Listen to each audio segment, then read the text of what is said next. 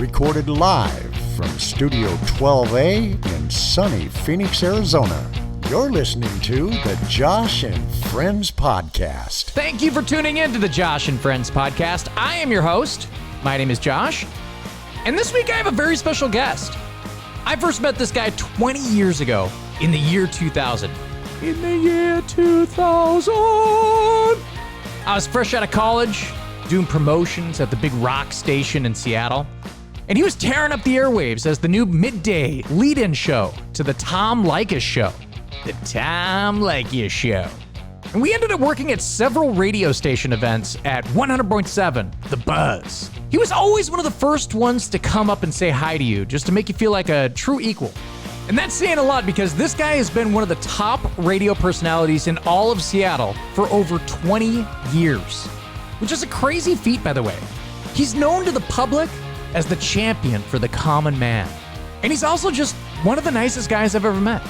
So it is my pleasure to introduce to the show one of my all-time favorite broadcasters, the Boston native, the Seattle icon, and my old pal, the radio legend himself, Mr. BJ Shea.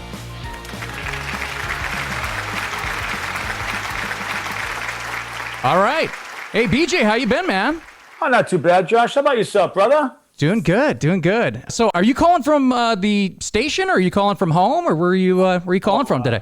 I'm at home. I'm in the joint at the old house. Nice. I'm actually in Phoenix. It's supposed to be 114 degrees today. How's the weather in Seattle? That's not horrible. Actually, it's very horrible. Good central air here. Good central air. So I used to live in the valley. I did radio there for a couple of years. It's a beating in the summer. Oh, what area did you live? I lived in Scottsdale and worked in Mesa. Oh, okay. So it's hot. It's really hot. Yeah. I can get up there. Thank God there's good central air here. That's for sure. Yeah. So I think the last time I actually spoke to you over the phone was probably calling into your show as a prank to do a Styx song. I was like singing a Styx song over the air. Gosh, how long ago was that? It was years ago. It was like probably a decade. I don't know. I didn't prank you guys a lot. I have my hands up in the air. I didn't prank you guys a lot, but I know you guys had a lot of great prank callers back in the day. I don't know if you still do. Do you guys get like prank callers like you used to? Not as much anymore. You know, when we did the midday show, you had a lot of people that were late workers. So those tended to be the prankers. They were people that were out of work and not working a normal 9 to 5. We had a ton of prankers on the midday show, and it started dropping off when we did mornings because they were either working or asleep. Whatever the case was, man, but we had some interesting characters that tuned in. Yeah, you did. Between noon and 3 that we just they didn't join us between 6 a.m. and 10 a.m. Probably too early for them. For some reason, I could always remember the Meow guy. That guy always comes up. I think he passed away. Are you serious? Yeah, I think he died. Yeah. No, that is crazy. Wow. We eventually got to know who that guy was, and he became a semi-friend to the show when he wasn't pranking. And then somebody let us know that he passed away, which was tough because it's like, wow, I mean, that guy was a big part of our show, even though he was out of his mind. Yeah. Wow. I was going to say, like, so some of those guys, I don't remember all of them, but like you'd have regular guys that would call in and prank the show. And that was, I gotta say, for a listener, that was fun. I don't know if you guys thought so, but it was very fun back then. And it was all by accident. Which our old producer Brad was pretty brilliant in realizing, hey, I think this would make for a great idea if we pretend like we're doing you're trying to do a real talk show, and I'm going to pretend I care about it, but disrupt the whole thing by putting prank callers on. And he urged people, and and then once it got out that prank callers could get through to irritate the host, it seemed like it was just a barrage of it all. And right. Yeah, it entertained a lot of people, even though it irritated me from time to time, but it was good radio. I mean, you eventually kind of embraced it with those like drops that you would have, like brought to you by Brad, the producer. It was a hysterical how it all started, but it really ended up being a a fun show as everybody did what they wanted to do, and it all seemed to work together somehow. Yeah. Well, I'm telling you, man, you really made a lot of people like me doing shitty day construction jobs a lot more enjoyable. So I do want to thank you for that. Oh, you're welcome, man. I'm glad, because that's what we're supposed to do in this business, is help people just sort of, get through their day or get through something. Hopefully they think that we're a good voice that brings some sort of smile to their face. At the end of the day, that's what we want to do. Yeah, absolutely. And you accomplished it for us, for sure, listening out there. But just to back up a bit, I met you while doing promotions for the radio station. I think it was God, it has to be 20 years ago now. Yeah, I know, Josh. How long? I mean, that's a long time ago. Yeah, that's when I think pretty much when I first started in Seattle. I think that's where we met, and you were working with us. Yeah, and so you were officially hired on at the Buzz, 100.7 The Buzz, right? Which was a talk station that was just a variety of different talk shows. They were all different types of formats of talk shows. So it really was a mishmash of, you have like a female targeted talk show, a money show maybe. Then you had Tom Leykis, who had a real male driven talk show. And then us, which was, they wanted us to sort of have the same vibe as Tom Leykis, but nobody really knew what they wanted to do with that station, which was great because that meant we could do what we wanted because there wasn't much direction, which are those kind of days, those early days where nobody's paying attention to you are really the fun days. It was crazy. It was pretty nutty. It did show the evolution of your show and other shows like it. So you actually you didn't start in Seattle. You're from Boston originally, correct? Yeah, I had worked in Boston for maybe a couple of years early in my career. A lot of small stations. There's a lot of small radio stations in the Boston area, and I had 3 different jobs early on in my career, and had to drive. I mean, for landmark's sake, I drive from Everett, Washington then I'd have to go down to Olympia, Washington. Then I'd come back to say Seattle, and it was just a crazy drive. Wow. Arizona, like going from Mesa, then going to Scottsdale, then going to Chandler. Right. Those were where all the stations were, and I did that 7 days a week. But it was the only place I could get a job because no major city, no Boston station would give me a job early in my career. So I had to go to all these little radio stations around the Boston area. And then eventually I got a job in Boston, and then really the big job came when I went to Rochester, New York, and worked for a big rock station there, and a really great radio personality known as Wheeze, Brother Wheeze. That's where my career finally took off, and that was in 1988, 1,000 years ago. Wow. Okay, so when did you first catch the radio bug in general? I mean, was it as a small kid or what? Yeah, I would say I didn't know that I had the radio bug. But it turned out I did. I used to call radio stations to win sports tickets. And I would do all these impressions as a young child. And of course, if you call in late enough to certain talk shows, they don't get anybody calling them. So they got to put you on, even though they don't want to, because they don't want to, they go, you sound like a kid. But I used to entertain whatever hosts of whatever stations that I would call in the Boston area growing up in a little place outside of Boston. And that's where it started. And then I, used to just get these old cassette recorders, and I never had the ability of having an 8-track recording machine. Yeah. So we would just go from cassette and then play the audio from one cassette and record it on another cassette. And it sounded horrible, but it was our own way of making bits. And I would do it with another guy in high school because we had triple sessions. So I didn't go to school until noon. So my buddy and I would hang out because the parents had to go to work. And so they would leave us alone in the morning until it was time to go to school at noon. And we would just do this rather than drink and do drugs like every other kid did in high school. We were doing all this geeky radio stuff, but I didn't know it was radio at the time. That's funny. Yeah, I hear a lot of radio people actually did the same thing.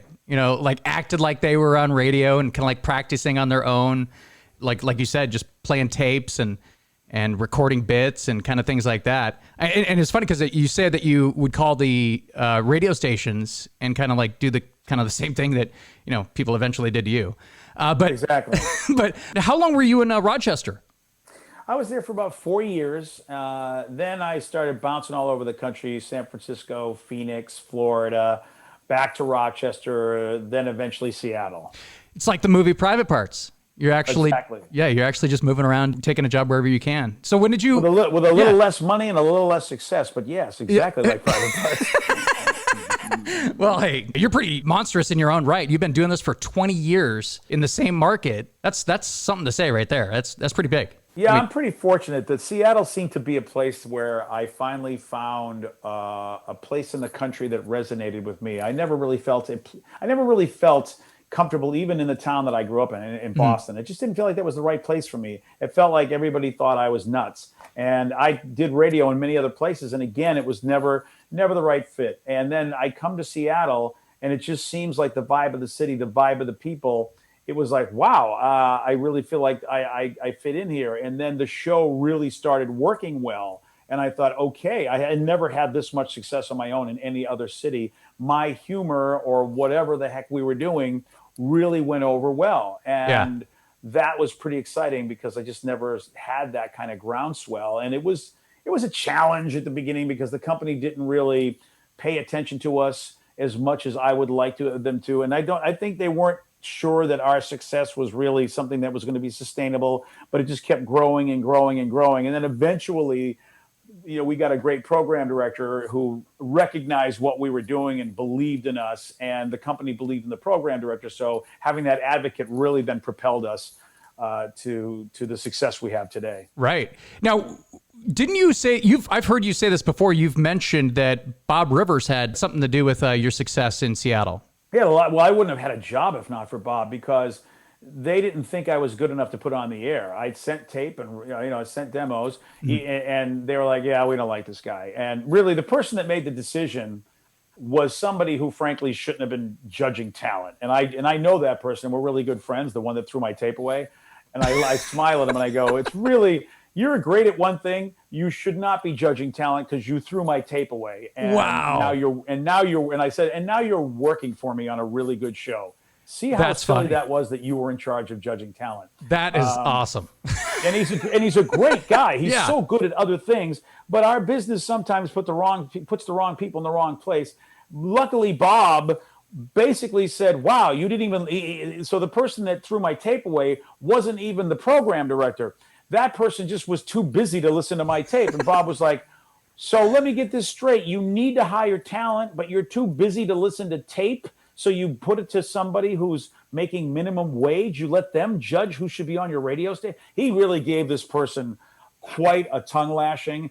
And because of it, my tape got a second look. Well, no, my tape didn't even get a second look. He just said, "Look, give him an on-air audition. Obviously, you don't know what you're doing." He basically said, "Obviously, you don't know talent, so just listen to him."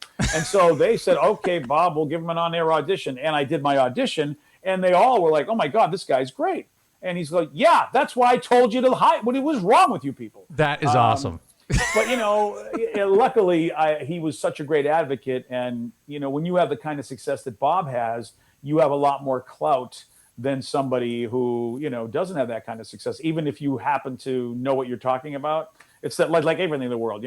I could have the cure for cancer, but if people they don't believe in my credibility, they're not going to listen to me, but it really is the cure for cancer. Doesn't matter if I've got great ratings. Yeah. Take it. It'll work. But, exactly. Luckily, Bob was a guy that they were like, "Sure, you could give me Skittles, and I think it's the cure for cancer because you're doing great." Yeah, and Bob's a great guy too. I mean, I worked early on with Bob at KISW when I first started doing those, little promotion gigs. I think he was having one of those signing parties for one of his Bob's Garage CDs or something like that, and he's pretty brilliant. What Bob did in the business is pretty amazing, and I'm happy that he and I are friends. He was very, very kind to me early on in my career when he was a giant personality and I was a nobody, and he recognized my talent, and he said, "I'm going to see what I can do to get you where you should be in this business," which that kind of pay it forward attitude is something I'll always be grateful for, and it's why he's one of the great guys. He not only is he great, but he also pays it forward. Absolutely. Yeah. And all those guys on that show were like so nice. I mean, they were genuine, nice guys, which is, a lot like you. I'll tell you, there's something about Seattle that does that to people. I've never been in a more collaborative place, even when you take a look at the music business and some of the greats in the music business, like the Mike McCreadys and the Duff McKagans. And they all just really are kind and work together. Coming from Boston, at least at my time growing up in Boston, it was the exact opposite. It was very cutthroat. It seemed like people were just mean to each other, even though we were all trying to accomplish something in the artistic world. it was a beating. So Wow. Seattle, there's something about that city that just either A, kind people gravitate to there, or B, there's something in the air that makes people kinder, or C, maybe a bit of both. I don't know. Well, But, maybe it's because the sky is is always dark and everyone's kind of sleepy all the time. And that could be. If sleeping makes people nicer, let's do it. Yeah, absolutely. I love Seattle. I didn't move away from Seattle because it was anything I hated about Seattle. I love Seattle, so I'm a Seattle fan. BJ, I feel that you actually have some of the better qualities that a comedian can have. Like you have a quick wit.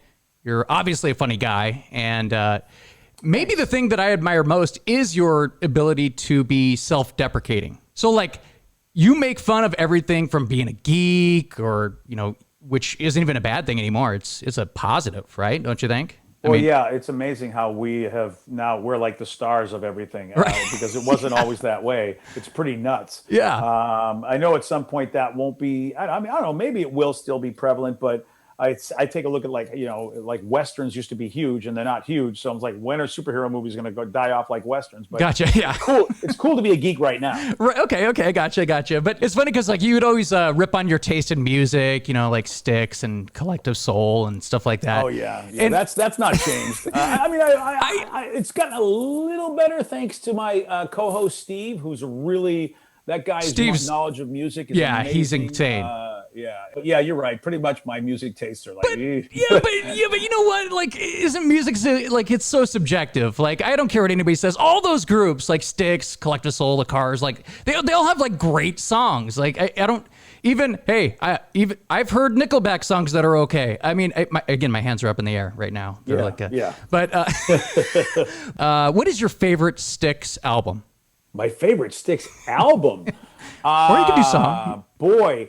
What comes up to me right now is Equinox, and oh wow, I think that might have been the first album I heard from them, and that's why.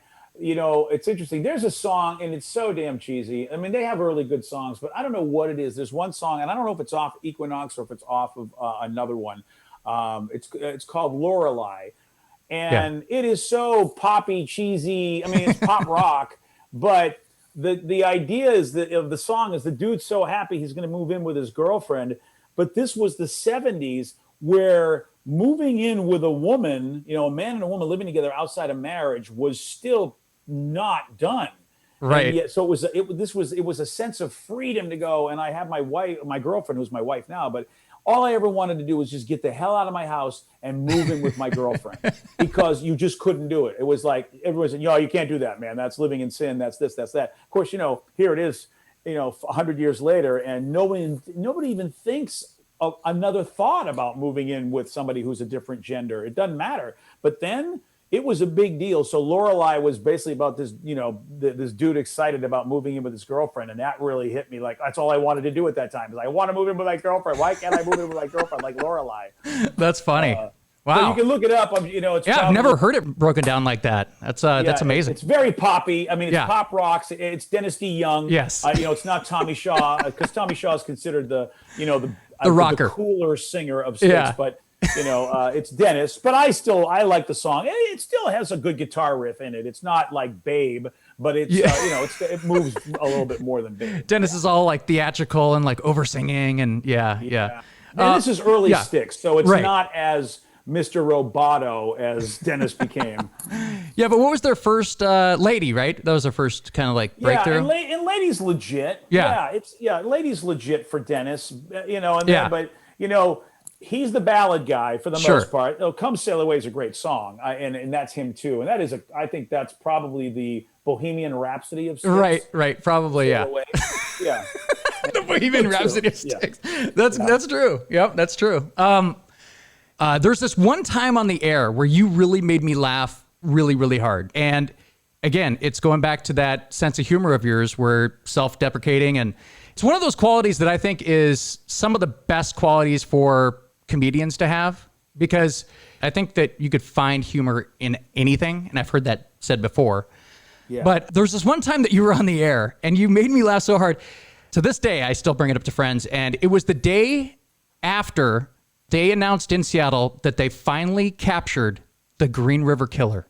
Oh, yes. Yeah. Gary Ridgway. And do you know what you said on the air the next morning? You know what? If you're going to have to remind me because you said you probably it's I'm not sure I do. You ever isn't it funny like how just something in passing doesn't mean anything to you, but to me, like it had me laughing my ass off because you said you came on the air and you're like, why in the hell do I have to look like Gary Ridgway? And I I think I like dropped my tools on the construction site. I was like laughing so hard because like I never even thought of that. And you don't look that much like him, but a little tiny bit maybe, you know. And and for people that don't know who this is, Gary Ridgway is the Green River Killer, who is one of the most notorious serial killers in the entire country, you know, ever. It's very Howard Stern of you. Obviously take that as a compliment because, you know, he's always making fun of his nose and the size of his... Oh, yeah. I mean, Howard, yeah. Anybody wants to say anything and mention my name in the same sentence as Howard Stern, I will always welcome that. Right. So I always thought that was kind of funny that you even said that. And it's funny because, like, you know, it's funny. I will bring up certain things in this town to people that I just thought were second nature, like, hey, yeah, you know Gary Ridgway? They're like, no. And I go, I mean, the Green River Killer. And they're like, no idea who that is. And a lot of people around the country don't know who that is because the national news was not following that story at all. I've come to find out. Yeah, I didn't know who it was either. And then when I found out how important, like how big of a story it was to the Pacific Northwest, and I'm like, oh my God, just my luck. I finally think I'm starting to get somewhere, and more radio is becoming a visual business where people want to see what you look like. And I have to look like one of the most notorious killers, which means every time somebody looks at me, they're going to be thinking of a horrific being of Pacific Northwest history. Yeah. And it's like, that's just my luck. Everything's going good. Exactly. And the guy who's the biggest a-hole killer has to look just like me. That is, what else? Of course it can't be good. My life can't be good forever. That was so funny, man. That was so funny. But like, I guess the big news story around the country too was, you know, nobody cares about Seattle, you know, especially back then. The big news story was the DC sniper. So that was like on the news like every night, you know, big front story and blah, blah. And then it's like, oh yeah, and then we caught the Green River Killer. You know, the guy killed a bunch of prostitutes back in the 80s and stuff. So, but I actually worked with you at, you know, very early on at the radio station. And I was one of the promo guys for KISW and the Buzz. First at KISW, and then they just, hey, you want to do Buzz events? I'm like, yeah, sure. So I would just start doing these Buzz events. And early on, some of these promos were insane. They were crazy. Do you remember that era of, you know, it's before social media and it was completely nuts, like long before, you know, YouTube and Facebook and even MySpace and all that stuff like that. You remember how wild some of these things would get at these parties? Yeah, we really touched something for people in Seattle. We really resonated with a lot of young people in Seattle, and so they never had anybody speak to them in their young lives the way our show did. So when we did appearances and said, hey, we're going to go out and we're going to be partying here, we're going to be partying there. Normally radio station events say, hey, come join DJ Jimmy at the gas station, or come do this or come do that. And we put on full shows and people were really wanting to see them. And also we were able to make deals with bars where it's like free, you get to get in for free. And, you know, the bar would hope they would sell alcohol, and, you know, and most of the times the bars would be like honor their deal and let people in for free. Right. But then when it started being 200, 300, 400, 500 people, then the bar owners would try to charge a cover charge. When we said on air, there wasn't a cover charge. And you'd see me out there screaming and yelling with the owner of the club, like, I will not do this show if you're going to charge these people. What the hell? And you got some unscrupulous bar owner. Oh, no, I don't remember saying that. I go, look, you jerk. You're going to make your money off. I mean, so sometimes the show would happen in the parking lot if you saw me out there screaming at the owner because he's trying to charge the listeners, when we said, no, you're not. They're not paying. We said that was the deal. Right. It was insane because you're right. Without social media, people could do what they wanted. Oh, man. The bar owners were like, we don't care as long as people are drinking. And, you know, those bars would allow some crazy things that I'm like, I can't believe they're allowing this. Oh, yeah. No, it's so funny that you say that, because I literally was going to say, there was this one time I mean, there's a few times that I, did these promos event kind of deals with you and Lycus. I like how they would always like pull me aside and like, hey, can you do security for Lycus? I'm like, what? Okay, I guess like security for. I'm not even like a big guy, but I all right, okay, but Okay. but there was like this one time where you've mentioned this before, how girls. I don't know if they're like this still because I don't hang out with young girls, but they're so competitive. And these promos, there was this one time we were doing this promo, I think it was in like Renton or something, and it got pretty out of hand. Like, oh yeah, you were the MC for this event, so I'm kind of standing off to the left of you, and these girls, it's like what you used to talk about, they would get so competitive. It started out as kind of like a, hey, look, let's have a whatever contest, like a dance off or something like that. And then it started getting in like crazy, that like they're starting to pour water down their shirts and starting to, dance seductively and everything. And so I would always like kind of glance over you because you're kind of like cringing, looking around like you were just talking about, kind of like, ooh, is this we had a lot of that sort of, and you talk about live entertainment. You just go in there. There's no script, and nobody tells you what to do. Nobody tells you what's right or wrong. And we're just we're the MCs. You figure the club would do, but yes. Clubs really just allowed everything. And they were selling all the booze too, so like they didn't care. You liquor people up, and then you go, hey, here's a dance contest. It turns into a wet T-shirt contest. It turns into a no T-shirt contest. Yeah, and you're sitting there going, okay, bar owner, at some point, when are you going to step in? Because I don't own this place. It's not my job to say anything to anybody. Yeah. But they never did. And of course, the people that were there were loving it. And because, hey, who doesn't like to see attractive people naked? And so that tended to be what some of the parties devolved into. But then eventually, you go to a little bit more of a reputable establishment where they go, yeah, we cannot do that. And we're like, well, that's fine because we just are hosting. We're not going to be in charge of what people do. Hopefully you have people that security or whatever that can figure this out. The trouble was a lot of clubs, and even when I did stand-up comedy in my career, a lot of clubs have poor security. And you find yourself like, how am I in this situation interacting with a drunk person? How do they not have people on staff to take care of this?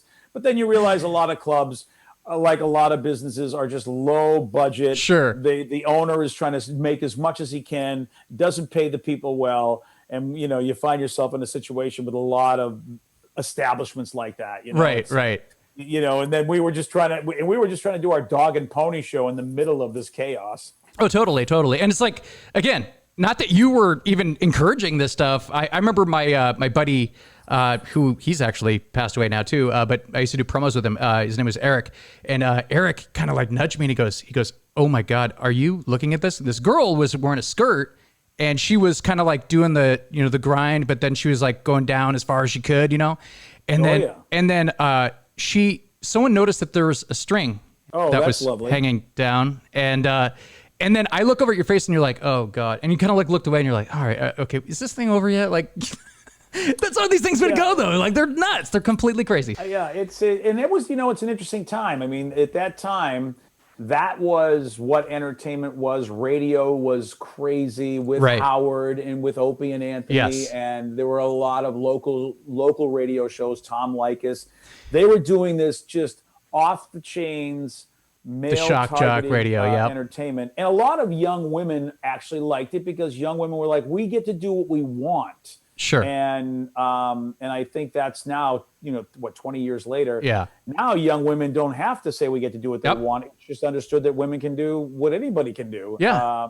So again, that's a huge reason why you are still around and Howard is still around. I mean, you guys evolve, your show evolves, your audience evolves. It's one of those things where it's just a natural progression. And if you don't change, you're going to be just left in the dust. Don't you agree with that? Or is that kind of like and we've had a lot of fights with a lot of our old listeners from those days 20 years ago who don't like the show anymore. And, I said to them, look, I've been a performer the entire time. I said, honestly, if I talked about what I wanted to talk about, it would be board games and baseball. That would be the only show. Yeah. I said, but my job is not to do the show for me. My job is to do the show for the listeners, and my company is supposed to know what they want and then tell me what, and then they tell me who they want me to broadcast to. And it changed. People didn't want that kind of radio anymore. It was really obvious that the kind of radio which we were very successful at doing, which was conflict oriented, we were yelling and screaming at each other. And I mean, it was funny for a while. And then, of course, the women and all. But eventually people said, we don't want that anymore. And we're like, okay, well, like you said, we're eventually going to be broadcasting to nobody unless we can make the adjustment. Some of the people on the show couldn't do that. And we've had a lot of changes in personnel over the years, too. And people would get mad at me because I'm still there, of course. But I've always said, look, the people that are on the show now are able to do the show the way the company wants the show to be done. Mm-hmm. The people who are not on the show anymore were not able to do the show the way the company wanted it done. And, at that point, what's the company going to do? They're going to say, look, you do it the way we want, or you don't work here anymore. And I mean, I'm the only person there to sort of feel the frustration and upset, which makes sense because, look, if you like something and it's not there anymore, sure, you're going to be upset, and that's reasonable. But definitely, I don't think people understood that, look, we're changing because the tastes of people are changing. And a lot of folks thought our show would fail. They were like, you're going to fail if you change this. And it hasn't failed because we knew this is what people wanted. And it's amazing that we've been able to somehow stay relevant in 20 years and still have a show that people like. I owe that all really to management and to Steve and to Vicky and Rev and Danny, all those, and Sarah and Joe. Those guys have really contributed a lot. And I've taken a lot of their advice because they know more than I do now. They know more about the audience than I do because, hell, I'm 60 years old. What I will be in a week. What do I know about what a 30-year-old wants? Sure. Whereas the people on the show who are in their 30s do know. And so it's like, all right, tell me, I'm a performer. I can do anything. Just tell me what I should do. It's what I've always done in my entire career. And I think that's why we're successful, because I'm smart enough to listen to the people that know. Yeah, absolutely. No, that's the only way to grow. That's kind of like just in general, like as far as, because I have another job that I do, and I do this job, and people are like scared to like tell you, how are you doing? Like, what's going on? And like, and I go, I don't know. How am I doing? I want to hear anything I can to improve. Some people don't. They don't like hearing, bad things about their show or critiques of any kind. And I'm like, no, I welcome it. I'm like, give me anything I can so I can improve. And that's the only way to do it, I think. I mean, that's just my 2 cents there. Well, I mean, it's anybody who's ever been successful has had your attitude. And so people who are unsuccessful that I've met don't seem to have that attitude. So I say, go for it. Right. So, BJ, you mentioned just a little bit ago that you weren't a big drinker back in the day. Now, I remember when everybody else was getting beers and stuff at the promos and stuff, I don't really recall you drinking or anything like that at these events. Is that correct? You weren't like a big drinker. Yeah, I'm fortunate that alcohol doesn't have a draw on me. I'll have a drink from time to time. It's not like I'm in recovery or anything. Sure. There are some people that are. It just never drew me. There's an actor from Curb Your Enthusiasm, and he's also on the Goldblums. I think it is or Goldblum. I forget that ABC show. I don't watch. Yeah, I think you're right. His name is Jeff Garlin. And Jeff was on our show one time, and we both laughed about how we're very similar. He's like, you could put a pile of cocaine on the table. You could put the best top shelf whiskey on the table. Or he says, you could put a sheet cake from Costco, half covered in ants. And he said, I will go for the sheet cake every time. Oh, shocking. Looking at Jeff. Yeah. And come to find out through a lot of, some stuff that I've read that, well, it makes sense because sugar in the refined form that we get it, which is very similar to cocaine in its refined form as far as the powdery substance, is very addictive. So my addiction is with sugar. You leave a box of Oreos in my house, it's gone in a day.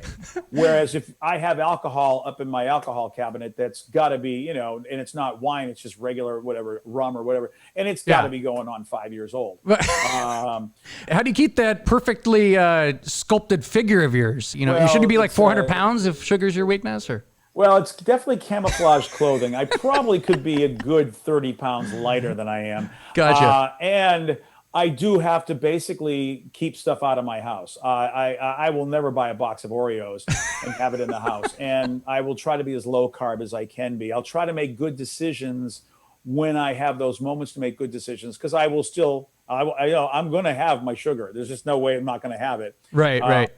But I also know, like, all right, today I had a bunch of brownies yesterday at my buddy's house. Today it's going to be like, guess what? You're not going to have anything but low carb foods, because there you go. Yep. If you do it every day, you are going to be a balloon boy. And I also don't want to not be able to do my job. So that's another reason why I don't like to drink on the job, is because I need to be clear-headed. And sometimes I would have one beverage because I would be so nervous, or I didn't realize I was having panic attacks at the time until I started traveling down the therapeutic path. And once I realized I was having panic attacks, I was able to find a better way to soothe than just having a beverage. But I'd have a beverage just to take the edge off so that the panic attacks wouldn't affect me and I could do my job. But having too much meant that I couldn't do my job at all. And I'm a professional. Hey, I'm a professional. Yeah. I mean, they hired me to be there, which is always a challenge when you're in an environment where people, one of the nicest things a person can do for you, it's like their way of saying thank you, is buy you a drink. When you have 500 people wanting to buy you a drink, it's like, first of all, guys, you realize if I took all your drinks, I'd be dead. I can't have 500 drinks. I mean, I love you all, but 500 shots would kill me. Yeah. But and they don't understand that, look, this is your party, but this is my job. I'm here to entertain you. I'm not here to party. But I get it. They're like, look, it's a party. Let's all have fun. Yeah. It's communal. It's like you said, it's something that's one of the best things you could do. Like, hey man, this is, I like you so much. Here's they used to do that too, Topshelf and Spike. They used to do that with all those guys because they knew that those guys were like down, but it's like, whoa, okay. But then you're on an episode of View from the Shelf. So, and Topshelf was a great sport about that, because Toppy was not a huge drinker, but he took one for the team. I mean, it's not like he hated alcohol, right.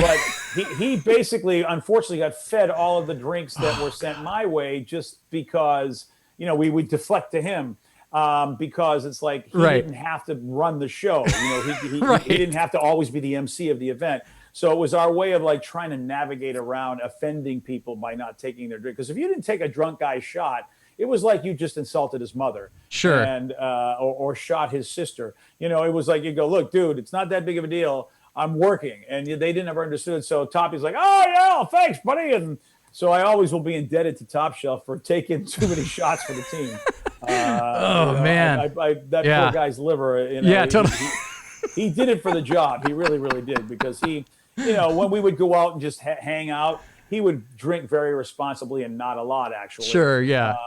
But hey, the job's a job. He's like, all right, I know what I have to do. You have to MC, and I have to drink. All right. Man, that's a tough job, man. Oof. Yeah. So like, it's funny because like I said, I don't recall you ever getting crazy or anywhere near that.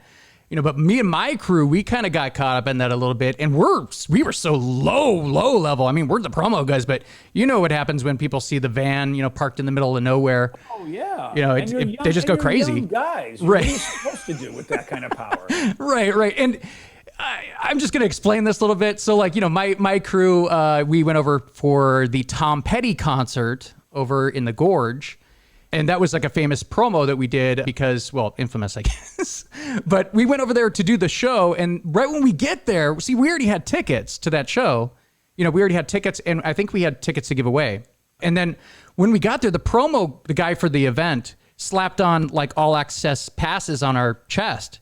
And we're like, uh-oh, now we have double the tickets for the show.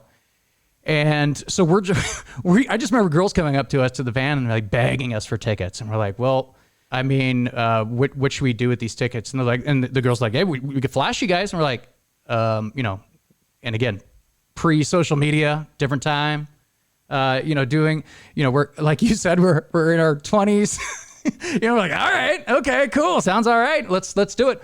But the following Monday, when the guy I was working with, Jeff, went in to do an event, he called me and he goes, hey, don't go in. You going in today? And I go, yeah, I'm scheduled for later. And he goes, don't go in today. You're going to get fired. And I go, what? I go, what are you talking about? And he goes, you are going to get fired because of that show. And I go, for what? So you remember John, the promotions director? I'm still friends with him. Yes. Still friends with him on Facebook. Great guy. I go, screw this. I'm going in because I wanted him to read this letter to me. So because, hey, look, if I'm going to get fired, I want to know why and all the details and everything like that. And he read it and he said the security came up to us at the show and told us to stop drinking several times. And I go, well, that's weird because the lady did not know that all of the guys that were working the security at that event were my close friends from college. So so they kept coming up to us and they were like saying like, I wish I had your job right now. And I'm like, yeah, it's pretty awesome, huh? And they're like, yeah, this is awesome. They kept calling me over, not to, tell us to stop doing what we were doing, but the lady didn't know that. So she wrote a letter and John, I wasn't even mad at John. John comes up to me and he goes, hey man, I have no choice. Kind of like, again, hands up in the air. I have no choice. He goes, they forwarded this on to my boss and he forwarded it on to his boss. And I'm like, yeah. But the reason why I bring that up is after this happened, my buddy came up to me, who is also working, I think he was at KISW. So he said that you came up to him, and you must have heard this from somebody, and you said, hey, here's my number. Give him a call if he wants to talk about this. And I'm like, really?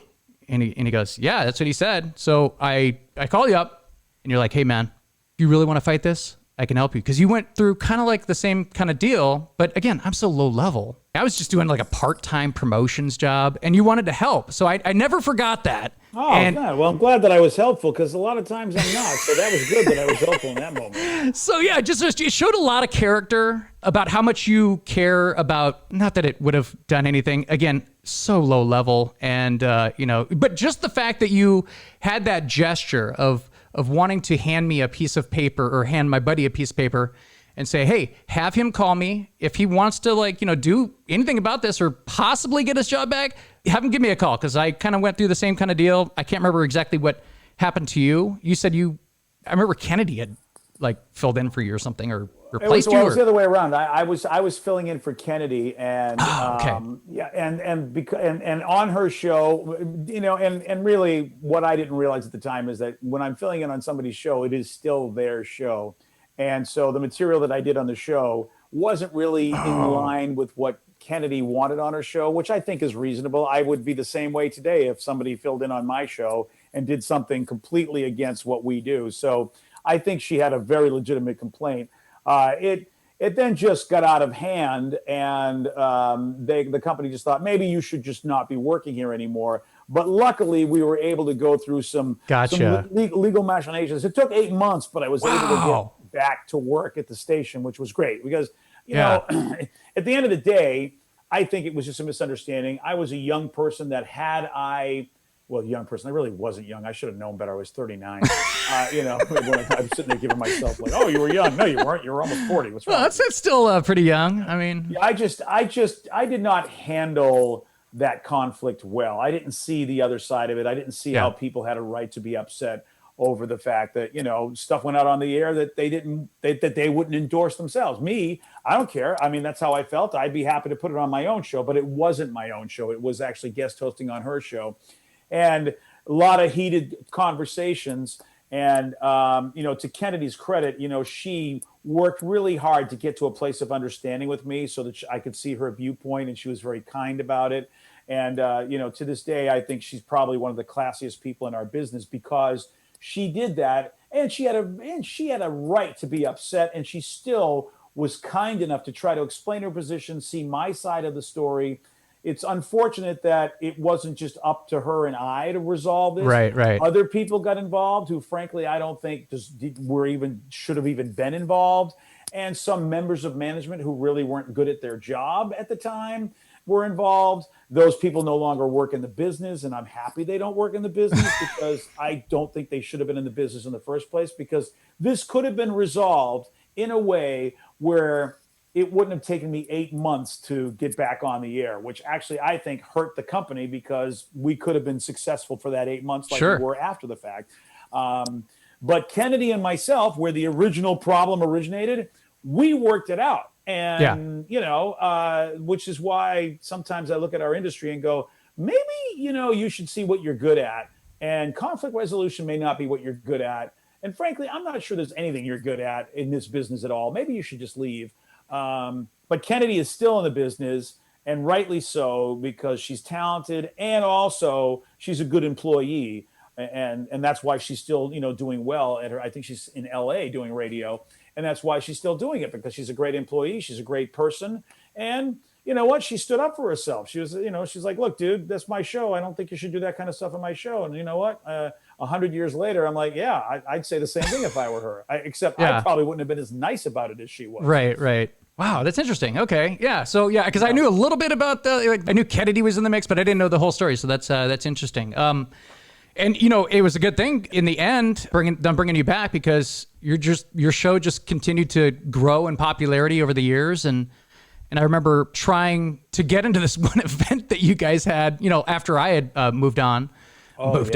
And I swear to God, the line when you were at KISW, the line was literally around the block with thousands of people in line. This had to be, I don't know if it was the peak of kind of like the radio era, because this is kind of like right when Stern left for Sirius, and you were like you're the guy, man. You were it. And it was huge. Also remember, we didn't have smartphones. I'm telling you, that's true. Yes, the smartphone, the smartphone world has changed the way people get connection. And so, if you really wanted to be connected with like-minded people and have a great time, really we were doing it, and now YouTube and Twitch and so many of these different channels are giving people like us, the people that, really, nobody was listening to, a voice. Now everybody's got a voice, and so people are gathering, and a lot of people are gathering, right there with their devices, as opposed to going to a place.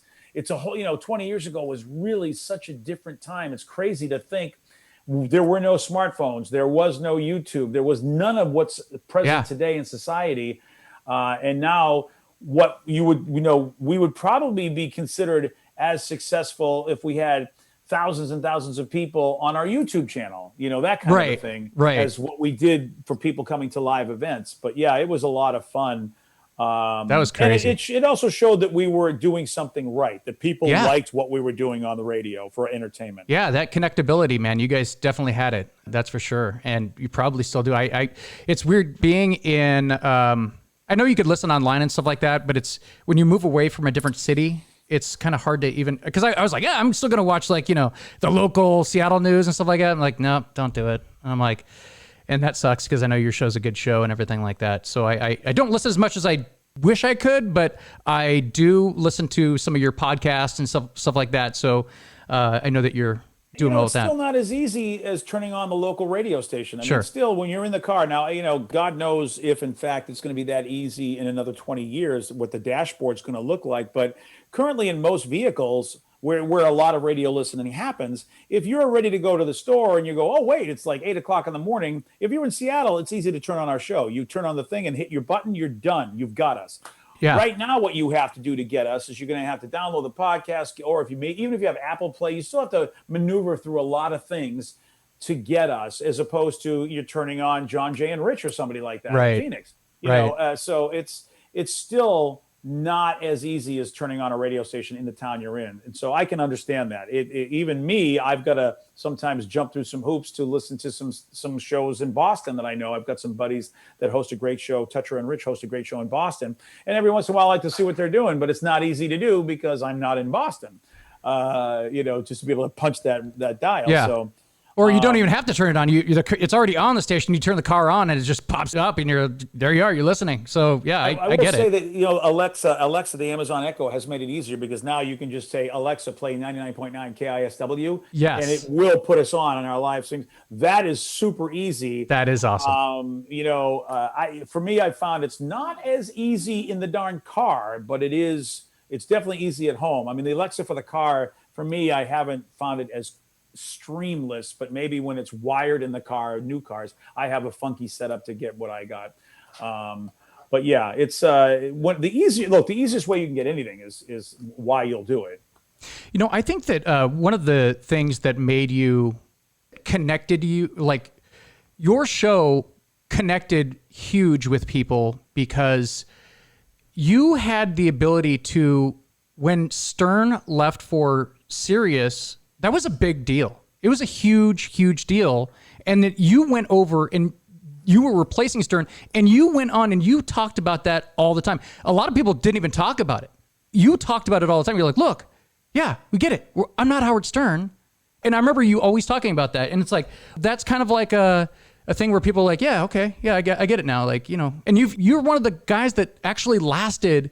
Almost all those guys are gone now, right? Like all those guys that like replaced Stern, like right after Stern left for Sirius. Yeah, they did so many different things, and even his parent company thought, hey, here's an idea, and they found a couple of personalities that they put on their stations. Like Howard would be syndicated to other non-CBS radio stations, but the CBS stations where Howard was employed by, or Infinity, whatever they called the company then, those stations said, here's an idea. Howard's gone, but we're going to get David Lee Roth. We're going to get Adam Carolla, and we're going to get, and I forget if a couple of other guys. You know, Adam Carolla, I would say, because he had a background in radio, he was primed for success. And Adam's shown in his podcast that, you know, he still can be very successful. And Adam's a very talented guy. So, you know, the thing with Adam Carolla is that, you know, he is just, frankly, better than radio. I don't mean to put us down, but I mean, Adam was a television star, and Adam is just really talented. So, you know, I think that he saw that he could really do much better for himself by doing what he's doing now. You know, why work for a company when you have your own talent and you can do what you want? So I think Adam was a great idea by the company, but eventually I think Adam was like, wait a minute, I think I can do better doing this. Yeah. And no one loves David Lee Roth more than I do, but it's like, I mean, I listen to a show and it's like, yikes, man. Our business would go take people who were not radio people, but they were like, well, you were in the movies, oh, you were on Broadway, or you were in TV. Right. So of course you'll know radio. And it's like, no, they're all very different art. And you just can't plug somebody in and expect them to be good at it. But then there's a lot of people in our industry that don't understand our industry. They just don't know. They don't know how it works. They really don't, but they try to make it sound like they know how it works, but they're really very ignorant. And the really good management in radio will tell you, I don't know how the morning show does what they do. I just know they are successful and I support them. And there are some really good program directors out there that'll say that. They'll go, I've never done a morning show, so how could I tell anybody how to do a morning show? Yeah. Instead, they just get the morning show the tools they need to win. And those bosses are few and far between in our industry. Yeah, that's true, man. That's like when you were talking about like how they get these guys that like have nothing to do with radio, like a David Lee Roth. Think of David Lee Roth back in the day. David Lee Roth was a rock star, and now he thinks he wants to do morning radio, get up at like, 4 a.m. and go do a radio show every day. That's a lot of work. That's a regular job. That's, you know what I mean? Like, and you have to come up with all the content and all the, you got to be quick like you. I mean, it's a lot of work, dude. Radio guys are disrespected big time. There's a lot of hardworking people on our side of the business. You mean to tell me you can't find anybody else? I feel like, you know what? You've hired people that are working at carpet stores. Maybe we should go to a carpet store and see if there's somebody that might be good in this business, because you've had people that pretended they were good in this business and they end up in carpet stores. So or maybe go to another medium. Maybe try seeing what Broadway has to offer instead of just hiring the way we hire. Don't go to David Lee Roth if he's not a radio professional. He's not even a comedian. I mean, in rock and roll, he's a comedian. But yeah, I mean, if you want someone to run your business, maybe, go to somebody that knows how to run a business. Go get a CEO from a company that's not radio, but he's actually, or she actually has been a great CEO. Go do that. Or go get a sales manager that's been a sales manager for like McDonald's and knows how to be a great regional sales manager. I think it's a guilty thing for me because I'm in this protected environment where I personally think we have the best of the best. I don't think there's better people working in the business than the people in Seattle. And maybe I'm a homer and I'm wrong about that, but you can take me to New York City. I don't think you would find anybody in New York City that's better than anybody we have in Seattle at any job. It's like we have such a good team of people here. It is crazy. The talent in Seattle is pretty awesome, man. Yeah, especially when you travel to different areas and you actually hear like the different on-air personality, for example, or even local television. I mean, it's vastly different. I didn't realize how good it was in Seattle until I moved away. Yeah, I think when it's sort of like the Seattle Seahawks. It's like it's such a great place to work. As a football player. Yeah. And even though Seattle's not the biggest city, players want to come to Seattle because of what Pete Carroll has done. And again, there's something in the air. I mean, the Seahawks have one of the best organizations. If you talk to any football player that's been able to be coached by Pete Carroll and work with John Schneider. And it's the same thing with so many other things in Seattle. So maybe Sure. maybe there's something in this Emerald City. Maybe Dorothy was right, and we should all be on the yellow brick road trying to get here. I don't know. Aside from that one incident when the famous bridge jumping incident, you were always talking about how nice people in Seattle were until this one time that this chick was on the UW bridge, and she was like, "Oh, right, yes." She's holding up traffic, and I was like, I remember I got on, I was in like Kent. And I was leaving my house, and I'm like, why is there traffic here in this spot? And that's how far it went backed up. Like it shut down the entire city. And then people were finally starting yelling like, Joe, bitch. Like, I was like, oh Jesus. And you went on the air and you're like, whoa. I was like, I never thought I'd hear that from Seattle. Yeah, when people get stuck in traffic, man, it's sort of like how it is with COVID right now. Yeah. People get in a high state of anxiety, all bets are off. You sort of get to see. They say you get to see what somebody's really like. I don't call it that. You get to see what issues people have. It's like Falling Down, like that movie Falling Down with Michael Douglas. Yeah, you get to see their falling down moment. And unfortunately, right now, I mean, a lot of us are having falling down moments because right. This COVID thing has pushed a lot of people into this high anxiety state. And that's what a lot of behavioral scientists have found out is like, hey, there's a lot of people out the damn mind right now. Yeah. And it makes sense. Our fight or flight mechanisms have been engaged because COVID could kill you. So you're like, wow, I could catch this and I could die. And then your brain will like, okay, I think we're in trouble. And then when you're in that mode, all bets are off. Right. So much for being a reasonable human being. Yeah, right. You just reminded me of this story. Not that it really has anything to do with what we were talking about, but again, at one point I had like 4 or 5 jobs when I was in my early 20s, which is mind blowing to think about now. But when I was doing the promotions at the radio station, I was doing construction during the day. And we were on one of those sites, and it was terrible construction. I mean, just awful. We're just hauling concrete pavers and retaining wall blocks and shit. It was so terrible. But anyway, it was fun to listen to because this one time I was working on this crew, very small. It was like a residential job. And we had the radio going. We wouldn't even change the buzz. We just keep it on all day. And we were on one of the sites, and I had at the time this strictly religious Mormon guy who was, Republican. And then I had another guy who was like the total opposite. He was like a Green Party guy, right? So I would always get these two guys, like I'd bring up something in, conversation, kind of like, stirring up the pot, like kind of like what the old BJ Shea does or used to do on his show. And I'd kind of have my own radio show, right? But this one time you were talking about Mormons, and he was kind of getting like, what the hell? And he's like yelling at the radio, and I go, dude, why don't you just call him? This is a talk show, man. And he goes, call him. And I go, how about this? I'll call him. And then you could talk to him. And you were like, oh, we have a Mormon on the line? Yeah, absolutely. I'll talk to him. Cause like you were genuinely curious to hear his views on stuff. You guys were like going back and forth. And it was actually a good conversation because you were honestly engaged in the conversation and wanting to learn like what was going through his head and why he thought the way he did. And it was interesting to listen to. And I that always kind of stuck with me too. The guy's name was Eric. I don't even know what he's doing these days, but he was. I don't either. Eric has never called me back. I thought we had a great conversation. Right. And Eric has never checked in. No, but he got off the phone and he goes, I like that guy. He's like, you have different views. I miss that, where people would have conversations, not just on the radio, but just in general. Like now people just hate each other, man. They're just like, oh, fuck you, man. You don't agree with me? Fuck you. Like, geez, calm down, man. Calm down. Like, why don't you have a conversation? People don't like to have like conversations and, hear other people's point of views. And now it's just like attack mode, man. Just full on attack mode all the time.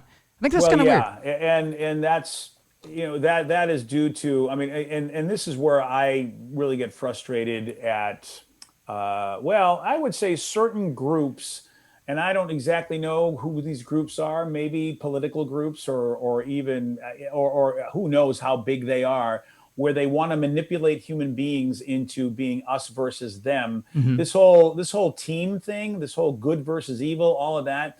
We've done this. I mean, like good versus evil is the OG us versus them. Yeah. And that's been used to separate and manipulate humans for a long time because, people can be reasonable when they are calm and feel somewhat safe. So I think a lot of unscrupulous people realize, oh, all right, well, we don't want people reasonable. We don't want people empowered. So we have to put them in a position where they feel fearful. And then when they're fearful, they'll be unreasonable. And therefore we can manipulate them into being us versus them. And that's what you've got going on right now. How do you combat that? It's pretty simple. I always now, especially with my show, we're not as conflict oriented as we used to be because the whole world is. Right. Right. No, that makes complete sense. I completely get that. Stay away from talking too much politics, man. Woof. Yeah, we've always stirred the pot by being different. I say nowadays, I go, so I'm an idiot that gives away Metallica tickets. Why am I the voice of reason out of everything you hear on the radio? Right. Because we basically say, look, we're going to listen to somebody because it's pretty easy to me. I'll say to somebody, look, if it's very easy to understand why somebody who is a pro-gun person, it's easy to find out why they're pro-gun, and it's very reasonable. Mm-hmm. Oh, and it's also very reasonable to find out why somebody's anti-gun, and their reasons are reasonable. Right. They're not unreasonable. So the idea that both of those sides can hate each other is basically manipulation, and it's BS. And that's where I will always stand up and go, you're not gonna get me to play that game. I'm not playing that game. I know you're manipulating me. And if I'm going to fight with anybody, I am not going to fight with somebody who's just an average Joe. I'm not going to go pick a fight with a protester, and I'm not going to go pick a fight with a cop because neither one of those people are super rich running anything. Right. So I'm going to go to the top. I tell everybody, watch somebody at a retail establishment like a department store. You'll see the customer fighting and yelling with the person behind the counter, and they're both making minimum wage. You know what? And go, I get you have a right to be angry. And yes, you behind the counter have a right to be angry. But really, it's the idiot, not the idiot. It's really, I think, the unscrupulous person who's running your department store, some corporate guy or girl who said, we're making rules. We don't have to actually face anybody who has to interact with the customers or be the customer with these rules. That is how they get Americans to hate each other. And you never really attack the person that's responsible because they are way high up on the food chain. You never see them. But I'm not going to get distracted. I mean, other countries, they have coups because they know I'm not going to fight with my other country members. I'm going to go right for the person in charge. America's done a great job of saying, you'll never have a coup here. We'll get you to fight yourselves. And I'm like, wow, that's pretty, I'm not dumb. So the way I fight, my coup is I will have a political coup at the ballot is the legal way to do it. That's how I'll do it. I go, oh no, let me tell you, Mr. and Mrs. Politician, I'm going to target you. You're the reason we're in this position right now. And frankly, I think that every politician should be supporting behavioral science and rehab and mental health facilities. Yeah. There's nobody in their right mind that would say that if we could cure people from mental health problems, we would cure all the crime. Every crime that's committed is either because somebody is an alcoholic, a drug abuser, somebody should be on some medication, or somebody's off their medication. Every crime is the core of it, one of those 4 reasons. And those are all mental health reasons. So why isn't every politician saying, what would really serve our country is if we could have some sort of mental health facilities that would take care of every criminal? But nobody's saying that. So every politician's culpable to me because what American would argue with that? Yeah. What American would argue? That is sad. Josh, check every police blotter for every crime. And is it a smash and grab because somebody's trying to get drugs? Was somebody high? Was somebody drunk? Was somebody mentally unbalanced and off their medicine and they've been to see somebody before but they didn't take their medicine? Or do they find out when they take this person into custody and get them a mental evaluation, they're bipolar or something and they need medicine? Those 4 reasons are at the core of pretty much 90% of every crime committed in this country. So the logical person says, wow, well, all 4 of those reasons are mental health issues. Why don't we then introduce legislation to make mental health a priority for every criminal? You're right. And these poor cops, man, you see all these videos of these guys coming up to these cops and they're just like, oh, fuck, man, what a terrible, I would not want to be a cop. There's no money in curing the ills of people and making them reasonable. That's if people are reasonable, you can't manipulate them.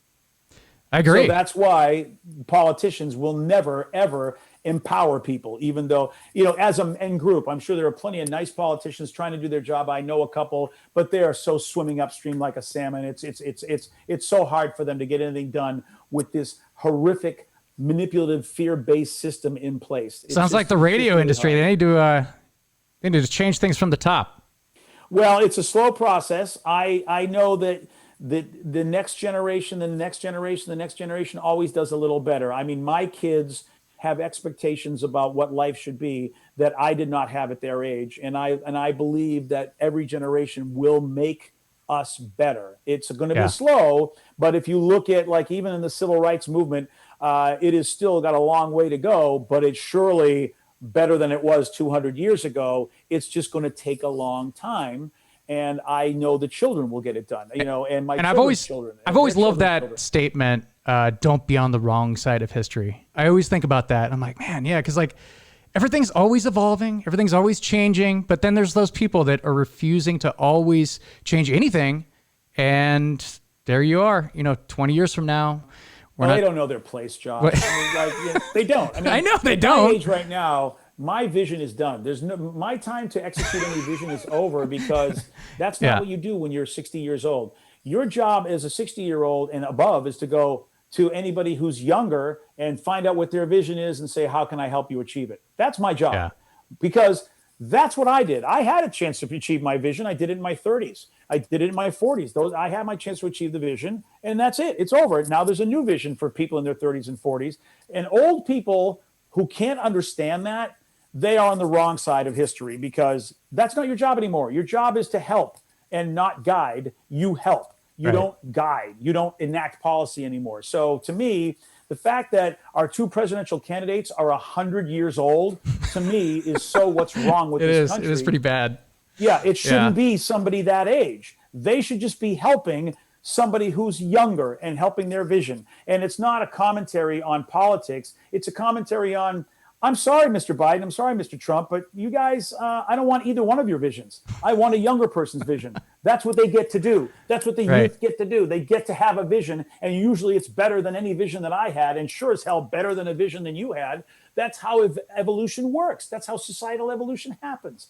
But, old people like to kick and scream and fight. They want to think, oh, I'm going to be important forever. I'm always going to be the number one thing. No, you're not. Please, will you come on? Go sit in the rocking chair and enjoy the rest of your life. Come on. I mean, that's what I want to do. Yeah. Hell, I don't want to be the guy guiding people anymore. Just tell me what you need to do to help. And then when I get tired, I'll stop. And I'll go take a break. I'll take a rest. Go in the rocking chair, come back and help tomorrow. Sounds nice. And let you lead. Why? That's what's supposed to happen. But, then you just watch in horror. Well, I am very impressed with millennials and very impressed with Generation Z. I am. What they've done to the workplace is tremendous. They have transformed the workplace into a much more people-caring environment. And it was not that way when I started. Like the radio workplace today is so much more nurturing and caring and beneficial to a person than when I started it back in the 80s. It was a very abusive environment in the 80s. Now the radio work environment for a person is much better. And I put that on the millennials, and I put that on Generation Z, and probably young Generation Xers too. Because they said, you know what, we don't like the old work environment. We're going to change it. And they've made it better. So as an old person, as I'm getting there, I look forward to seeing the more cool things that millennials and Gen Zs will do, because they've already done great stuff as it is. So, and every generation does. I think my generation was much better than my father's generation. And I think his generation was better than his father's generation. So better than the greatest generation? Yeah, I mean, you call it the greatest generation, and yes, they did great things, but still, baby boomers are better, and Generation X is better, and millennials are better, and Generation Z is going to be better, and then the alphas and the betas are going to be better. I know it's only old people that say, no, it's not, but I always go back and go, oh, yeah, back in the old days where it was really racist and white only, and I mean, please, it was not happy fairy tale time unless you were white. Exactly. Yeah, there's some, I was asking my friends that question a few weeks ago. I was like, what would be the best time to be alive? If you were to pick like a 80-year period, what would be the best time? And it's like, it always comes back to probably like now. Like, I don't know. Like, but that's what came up though, is like, I don't know. Are we white? or are we black? Yeah. I mean, for me, like the best time is like it's totally like Eckhart Tolle. The power of now. I have enjoyed things that have happened in my life, no doubt about it. I've appreciated a lot of the fun stuff I've had in the past. You got to experience, BJ, every Styx album when they came out for the first time. Yes. Is that a good thing or a bad thing? It really depends on what people think of Styx. But yes, you're absolutely right. Yeah. So how old are your kids now? Joey is going to be, let's see, he's 31. Yeah, I think he's going to be 31 in November, and Sarah is going to be 28 in December, which is insane, isn't it? Yeah, because I remember you used to talk about your kids when they're little kids, on the radio. It was funny. Yeah. They're working with me on the show now, which is really fun. I never thought that would happen, that I would be able to actually work with my children. So that's been really special. That's awesome. So now your kids work on the show, and when did the show change to BJ and Migs officially? Gosh, is it 5 years ago now? I'm thinking maybe maybe even longer, but at least 5 years ago, maybe longer, that we changed to BJ and Migs. And there were a lot of reasons, but really, in a nutshell, Steve became such a big part of the show. Like when he started with us, he was the number 4 person on the show when we started in 2006. And then he different people left, different people did what happened, and he just kept producing, and he kept getting better. And then at one point, I just realized, he is contributing so much on-air entertainment, and just a genuinely funny guy, and people loved him, and he was building up an incredible following, and he already had an incredible following from when he worked on the Andy Savage show. Yeah. But I just, when certain circumstances were brought to me saying, hey, Steve the producer, because he just thought, I don't like Steve the producer anymore. He goes, I'd like to not be called Steve the producer. And that made sense to me. So what is Migs? Like it's his nickname. His last name is Migliori, and so people always called him Migs. And so he was like, I always wanted to, I think he always would have loved to have been called Migs on the radio. Yeah. But when you get started in this business, Josh, you take whatever name they give you just so you can get a job. Yeah, I mean, I always knew him as Steve the producer, and so yeah. So he, so he wanted to just be called, he's like, look, I just don't want to be called Steve the producer anymore. And I said, okay. But then I realized that, since we were talking about changing his name, I started realizing, he does so much. I think that it shouldn't just be the BJ Shea experience anymore. I felt like it was more the BJ and Migs show. So when we changed his name, I said, well, we're going to change his name anyway. Why not go full bore and call it BJ and Migs? He never asked for that, but I really felt like he deserved that. Again, just shows you like what kind of guy you are, man. Given that double billing, which is very respectable. Well, I just learned from Bob Rivers. You know what I mean? I learned that, look, man, you got to be cool to people. Bob Jones Spike. Yep. You got to recognize when somebody's great. And pay it forward, because, again, I can't hold on to it all. I mean, I'm not going to be able to hold on to greatness and the center of attention. That's not the way it's supposed to be. It's supposed to, hey, I have my day in the sun. I get my 15 minutes of fame, and now let me help somebody else do that. And you see that a lot with, many different industries. You'll see many different industries. You brought up the Cars, for instance, and Rick Ocasek would produce the Smashing Pumpkins albums, so Rick would allow the Smashing Pumpkins to get to the center stage, and, Weezer saying they were influenced by the Cars, and basically having those working wonderful collaborative relationships. You allow the new blood to come up there and enjoy the spotlight that you had. Because that's how it is. The spotlight's not meant for one person. It's meant for multiple people, multiple generations. And if you're trying to stay in the spotlight longer than you should be, you're not going to be happy. You think you're going to be happy, but you're not going to be happy. And so it was the right thing to do. I'm glad I was able to see it for a lot of reasons, but more importantly, because Steve deserved it. He's an amazing talent. He was in Seattle longer than I was, and he has done Seattle morning radio longer than I have. So, I mean, honestly, his resume says he deserves it. So, and he's one of the best in the business. He's a guy I would take to New York in a heartbeat and say, nobody's better than this guy. Sorry. Yeah, right? He's awesome. You might be able to find a lot of people who are better than me anywhere in this country, but I don't think you'd find many people who are better than Steve at his job. And the sad thing is I'm not sure our industry realizes that. which is another reason why I know Seattle realizes that. I mean, Seattle totally gets it. But outside of our industry, it's amazing how Steve doesn't get the recognition that he deserves. Yeah. He's probably one of the greatest talent to come along because he does so much. He's able to, I mean, this guy is able to multitask, plan a show. He plans the whole show. I see him. He's answering emails. He's doing so much during the show. He is a smart guy too, man. Like I've always admired Steve, from back in the day. And then as soon as the mic comes on, Josh, he's amazingly funny. I can't do what he does. I can be entertaining, but then ask me to like take care of clerical stuff or push a button. Right. I'm a mess. And I can't believe the industry hasn't recognized how amazing he is. I really can't. And to me, that's just embarrassing.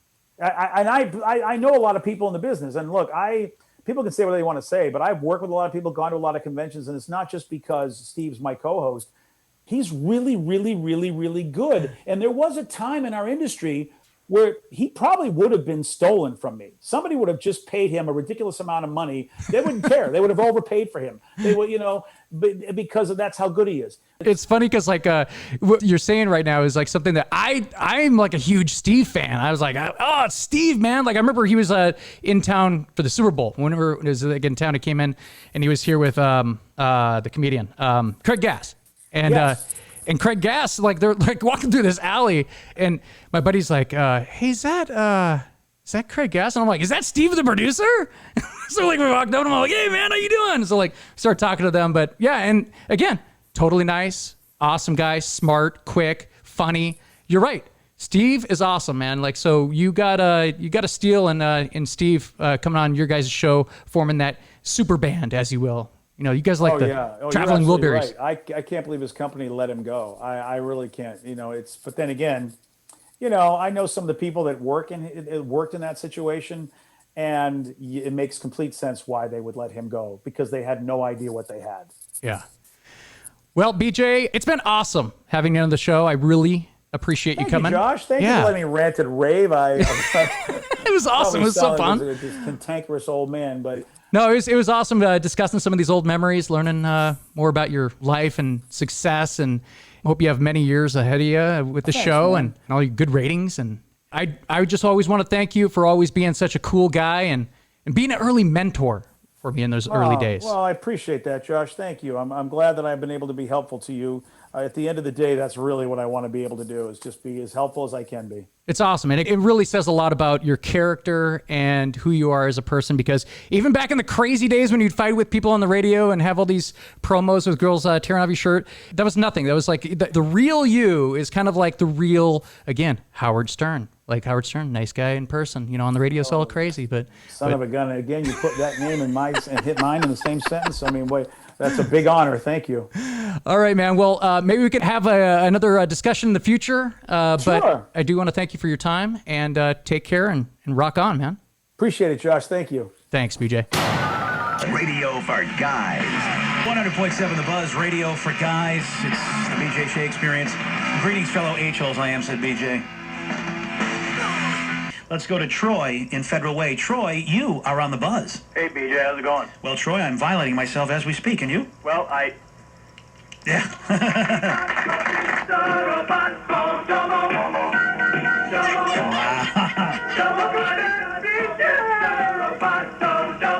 That's great. Wonder if he went to the Pagella Fair show. Yeah, that's great. Sir, you need to shoot yourself for owning this. God, I hope he doesn't play the rest of the record. I'm hoping this is a record and not a CD. Because if you have the CD, you need to kill yourself. Yeah. That's great. This guy is a homo.